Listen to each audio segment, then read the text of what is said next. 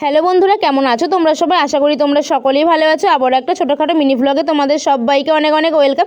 বিকেলবেলায় আজকাল ঘুমানোর টাইম পাইনি, যেহেতু সামনেই বাড়িতে বিয়ের তোড়জোড় লেগে গেছে।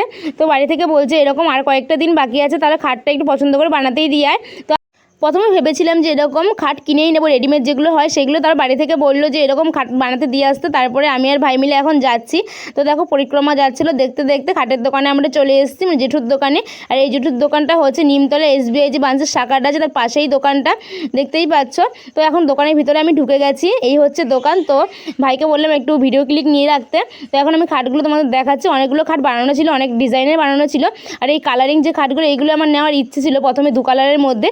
তারপর জেঠু বলছে যে এরকম 2 কালারের থেকে 1 কালারের খাটগুলোই নাও, অনেক দিন লং লাস্টিং করবে, যেহেতু এই খাটগুলো অনেক বছর পর কিন্তু রসুনের কোয়ার মতো রঙগুলো উঠে যেতে পারে।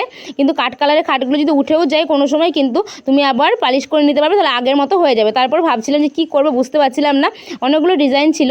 তারপর ভাইয়ের তো এই ডিজাইনটা মানে ভালোই পছন্দ হয়েছিল, যেটা ঘরে রয়েছে ওই ডিজাইন। তারপর ভাবলাম যে না, আমি এরকম নেবো না, একটু অন্যরকম ডিজাইনের মধ্যে নেবো। তারপরে আমি আমার পছন্দ মতো একটা খাটের ডিজাইন জেঠুকে দেখালাম, বললাম যে এটা বানিয়ে দিতে পারবে কিনা। জেঠু বলছে হ্যাঁ হবে, অসুবিধা নেই। তারপর পাল্লা দেখাচ্ছিল যে কী পাল্লা দেবো, 1 পাল্লা না 2 পাল্লা। আমি বললাম 2 পাশে পাল্লা হবে, ওগুলোই দিতে। দেখতেই পাচ্ছ। তারপরে বিল করা হলো। আর এই খাটটা আনতে যাব, মানে বিয়ের 2-3 দিন আগেই নিয়ে আসতে যাব। তো আজকের মতো ভ্লগটা আমি এখানে এন্ড করে দিচ্ছি। দেখা হচ্ছে নেক্সট অন্য কোনো